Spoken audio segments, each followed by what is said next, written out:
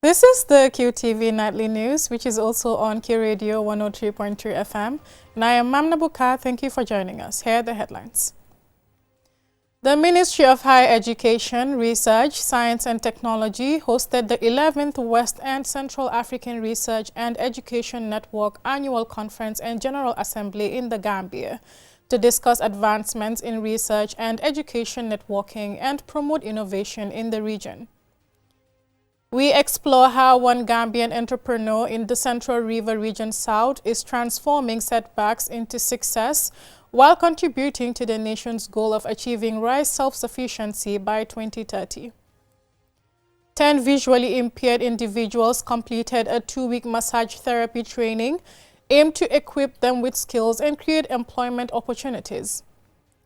The Kansala Trust Organization over the weekend held the 4th edition of the Futampaf International Cultural Festival, a meal initiation ceremony in Buyamfuni, Kansala. At a time when many young Gambians risk their lives on the back way in search of opportunities abroad, we look at how one young woman is charting a different path, returning home to invest, create jobs, and inspire change. These and more coming ahead. Do stay with us.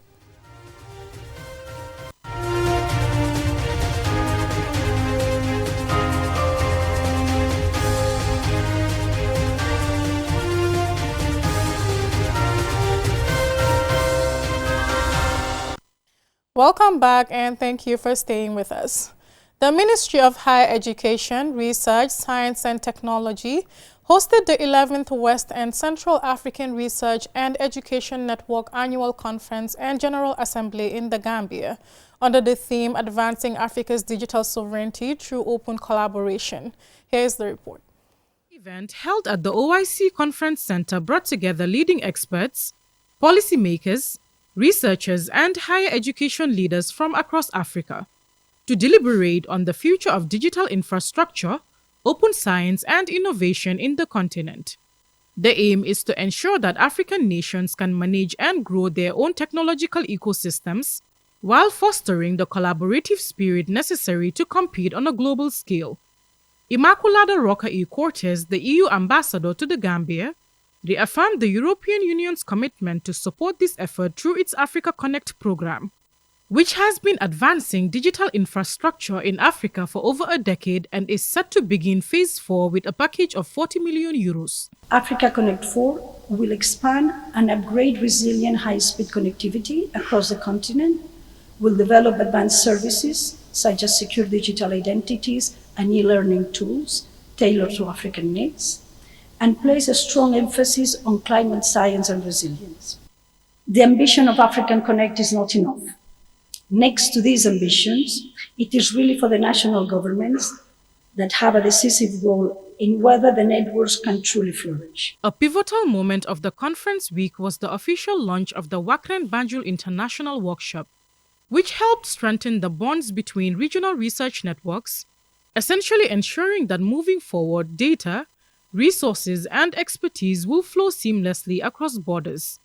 Additionally, the hosting of the conference coincided with the full connectivity and operational readiness of the Gambia Research and Education Network known as GAMREN, developed with the support of WACREN through the West Africa Regional Digital Integration Project WARDIP.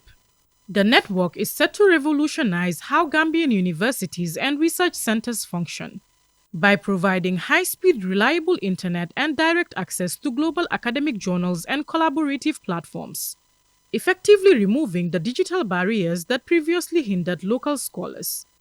Here is Professor Pierre Gomez, Gambia's Minister of Higher Education.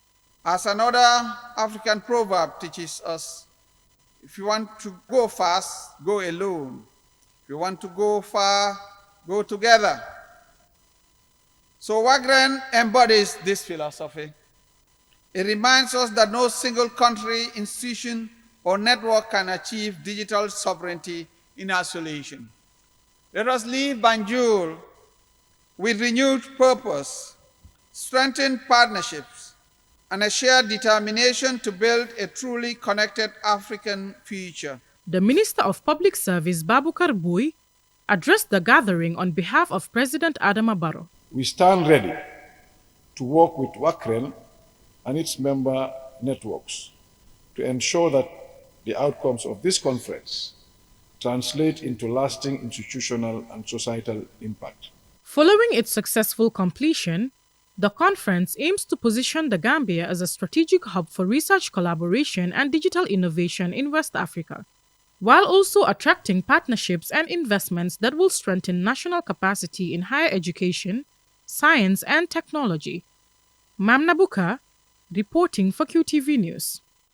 In the Central River Region South, one Gambian entrepreneur is turning setbacks into success, helping to power the country's drive towards rice self-sufficiency by 2030.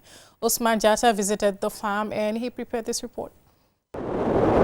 Under the hot sun in Saruja village, rows of green rice fields stretch across the land, a symbol of resilience and ambition. Hi. For Bubakar Abdullahi Bachili, this is more than just farming. It is a personal mission.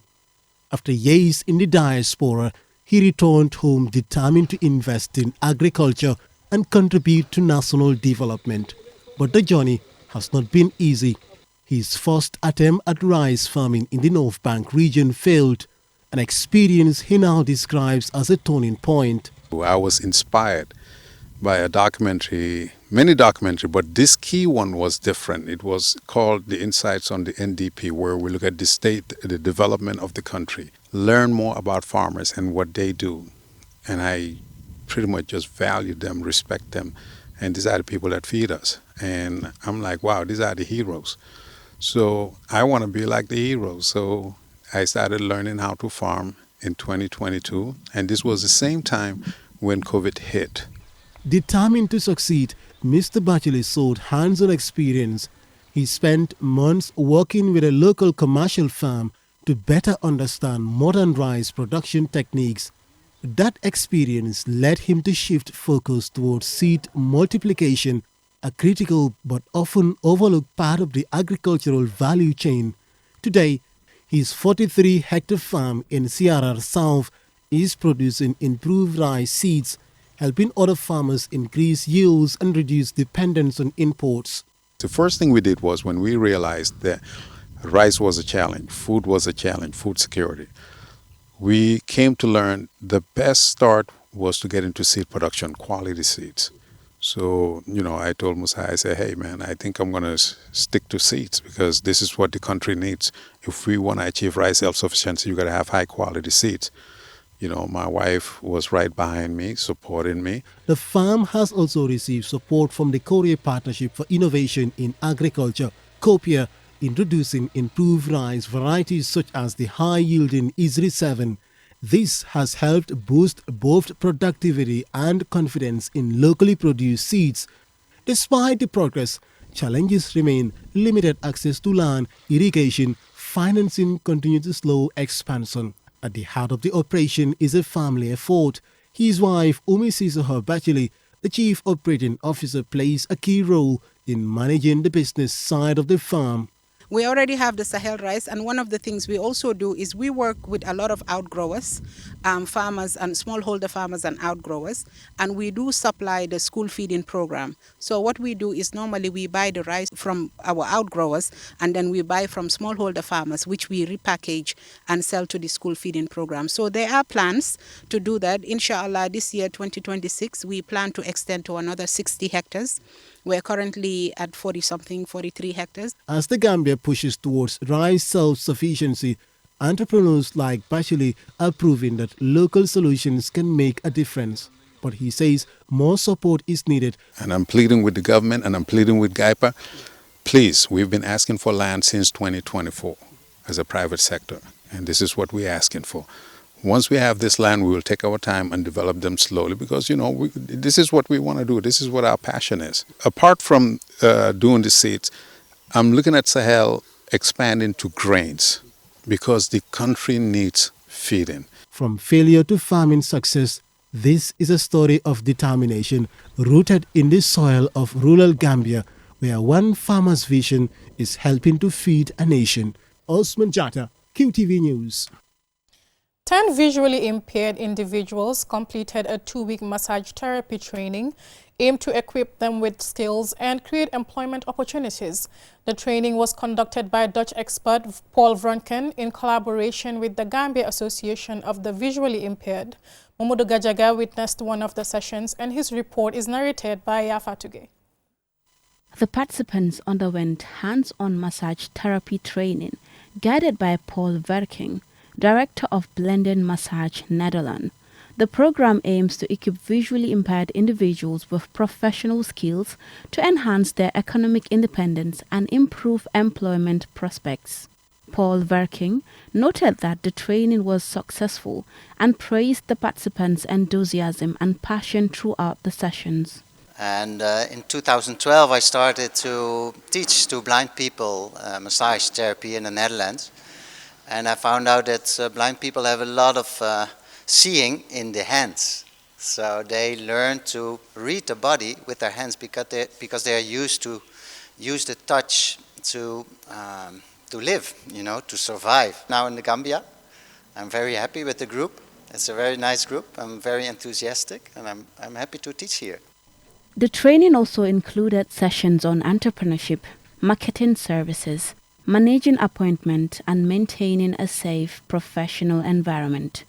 Govi officials stated that this initiative is part of a broader effort to create sustainable livelihoods by establishing a dedicated massage therapy center, which will provide employment opportunities for their members. Gaira Lamin, treasurer of the Govi board, remarked that the training is highly beneficial and will open new opportunities for participants. Yeah, it was going smoothly. It started last week. It was IMAG for 2 weeks program, and they enjoyed it. And then it's very important because it will serve as a gainful or as an employment opportunity, or I can say self-employment or an employment opportunity for blind and visually impaired persons. Binta Kamara, a teacher at Govi and participant in the training, experienced the benefits of massage firsthand during a demonstration session. She shared her experience and expressed how the training will create valuable opportunities for Govi members. Well, it feels so nice and so good. We feel relaxed for all these 2 weeks. It was a very good experience for us. This is the first time we have been experiencing such, and we really appreciate it. The 2-week training has empowered participants with practical skills, entrepreneurial knowledge, and confidence, laying the foundation for sustainable livelihoods and new employment opportunities for visually impaired members of Govi. Reporting for QTV News, this is Yafatuge. That report will take us on a commercial break. When we return, we have more national news stories. Do stay tuned.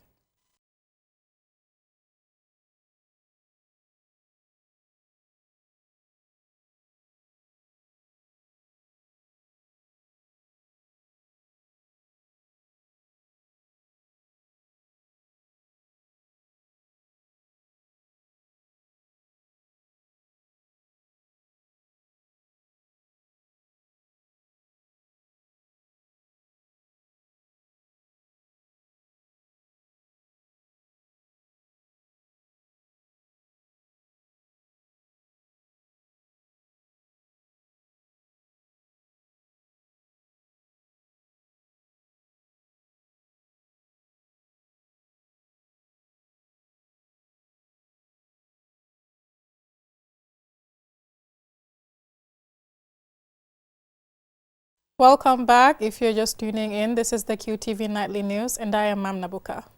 The Kansala Trust organization over the weekend held the 4th edition of the Futampaf International Cultural Festival in Buyam Funi Kansala in the West Coast region, drawing high-profile dignitaries and spectators from surrounding villages in a vibrant and spectacular celebration of culture and tradition. Babukar Sise tells us more. Futampaf is a traditional rite of passage that marks the formal transition of boys into manhood. At the opening ceremony on Saturday, the Chief of Fonyi Councillor, Ali Nyasi, welcomed guests and called for unity in Fonyi while underscoring the importance of the male initiation ceremony in shaping boys into responsible men in society.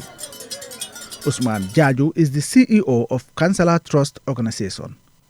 For Tampa International Cultural Festival, as we appreciate, provide a platform for surfacing, promoting, preserving our cultural heritage. This is also applies to the 26th fourth edition of Tampa International Cultural Festival, which is organized around the theme, the Fonyi region will live to remember. Representing the Gambia's Vice President, Abdoulaye Diop, the Minister of Tourism and Culture, emphasized the importance of Tampaf and the ongoing efforts to preserve it. Futampaf tradition has already been included in the Gambia's UNESCO Pilot Inventory 2025. The next step is its consideration for UNESCO safeguarding, a journey we are fully committed to supporting. I wish to recognize the Trust's commitment to transparency as demonstrated by the submission of a comprehensive narrative and financial report for 2025 festival. Representing the chairman of the Brikama Area Council, the deputy chairman Ismaila Jallo emphasized the importance of paying taxes for national development. During your second edition, I remember very well that I was here with my honorable chairman.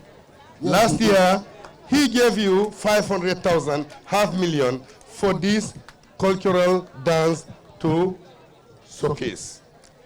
This year, 2026, he told me what advice. I've already made a play, they are my baby, approved $500,000 for them, which I did. If you continue to pay your tax regularly, know that we have a serious council, your development fund will come back to you 60% without missing a button. Almame Jiba, the National Assembly member for Fonyi Councillor, spoke about the importance of culture in our society. Honorable Minister, your presence here today is powerful testimony that our culture matters, our people matters, and our history matters. We are grateful for your steadfast commitment and preserving the soul of our nation. Together we can ensure that our traditions do not disappear, but instead flourish. Sekuna Baji, the chairman of the Councillor Trust Organization, expressed gratitude to the alcalos and chiefs of Fonyi, the National Center for Arts and Culture, UNESCO, the Brikama Area Council, the Gambia Tourism Board, the National Environment Agency, Vision Development Foundation, and all distinguished guests for their support. The festival's organizing committee announced that the 5th edition of the Tampaf International Cultural Festival will take place on the last weekend of March, from the 26th to the 28th of March 2027 in Buyam, Fonyi Councillor. Babukar Sise, QTV News. Now, at a time when many young Gambians risk their lives on the back way in search of opportunities abroad, one young woman is charting a different path, returning home from Canada to Basse to invest, create jobs, and inspire change. Alice Say takes a look at the story of Hadijatu Sidibe. Almost daily and certainly weekly, we hear stories of mainly young Gambians trying to leave the country. For some, it is about wanting to further their education. For others, they have given up hope of making it in their home country. It is therefore always good to hear of stories that go against this trend. And there is a steady trickle of Gambians returning home. In the town of Basse, in the Gambia's Upper River region, nearly 400 kilometers from the Greater Banjul area, a new story of ambition and resilience is blooming. One of these is Hadijatu Sidibe, a young Gambian who once lived in Canada and who returned home to establish a restaurant last year, bringing her skills, experience, and a vision to transform her community.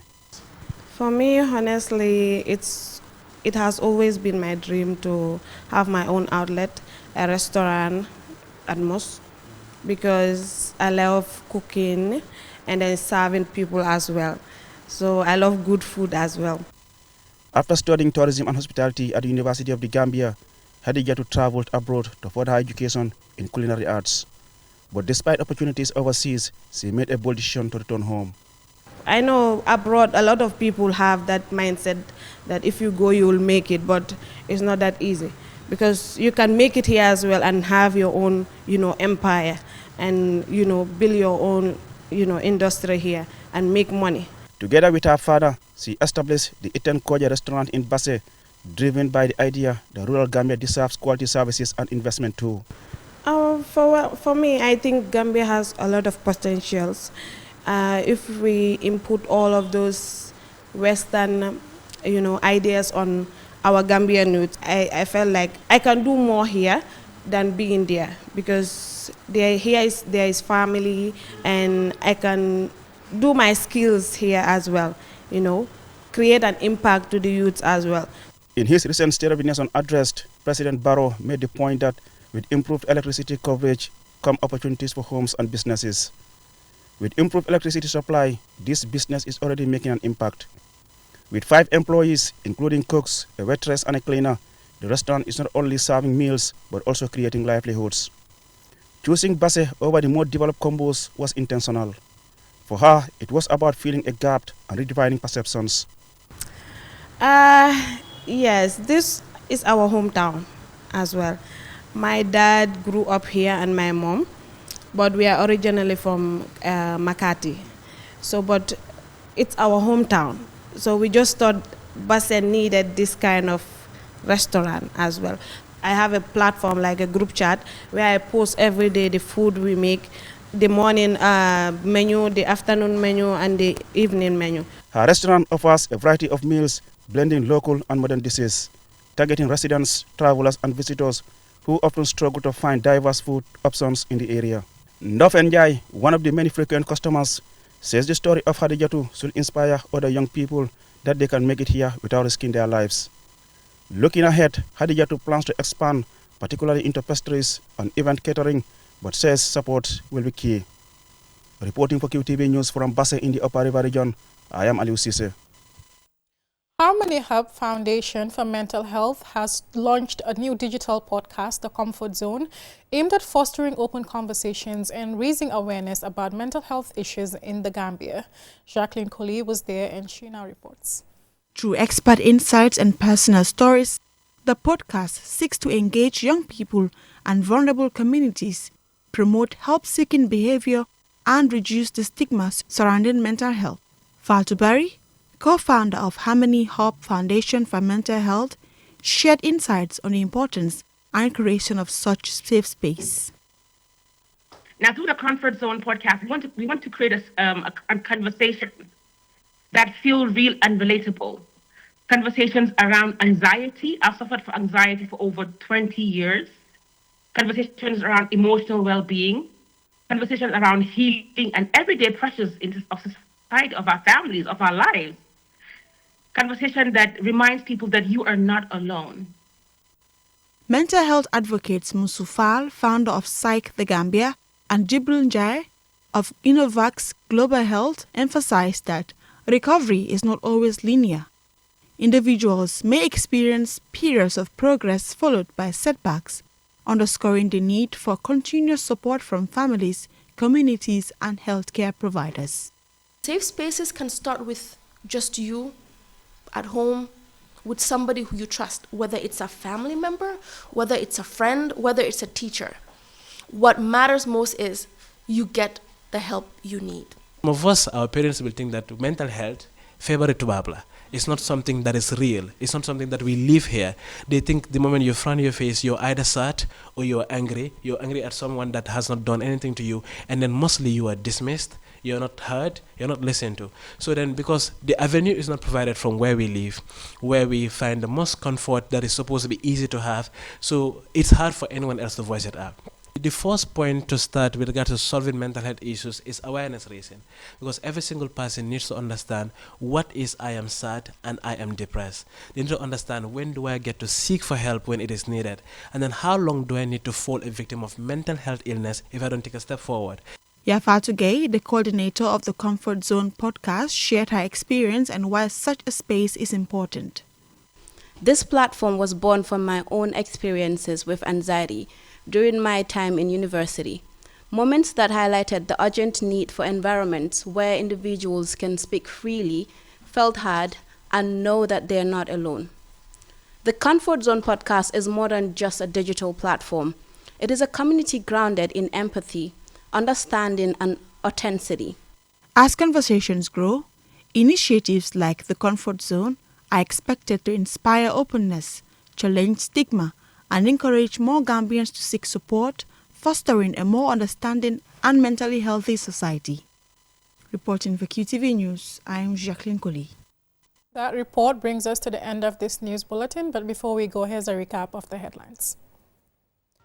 The Ministry of Higher Education, Research, Science and Technology hosted the 11th West and Central African Research and Education Network Annual Conference and General Assembly in the Gambia to discuss advancements in research and education networking and promote innovation in the region.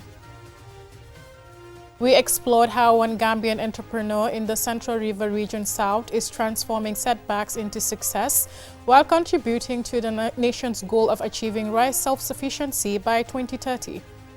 10 visually impaired individuals completed a 2-week massage therapy training aimed to equip them with skills and create employment opportunities.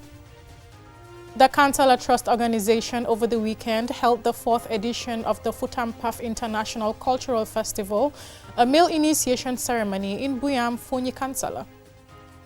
At a time when many young Gambians risk their lives on the back way in search of opportunities abroad, we looked at how one young woman is charting a different path, returning home to invest, create jobs, and inspire change.